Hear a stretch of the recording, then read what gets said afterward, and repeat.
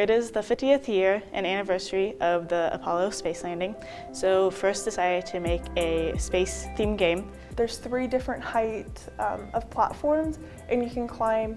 Each height is worth more points. I think my favorite part is the competitions. They're a lot of fun to be at. Everyone loves talking about robots. There are a lot of other teams that have unique designs, and it's fun to go and talk to them about their robot and have people talk to me about ours. It's crazy how excited everyone is. It's like being in a football stadium. Communication, you have to do that when you are the lead of something or even just in a team.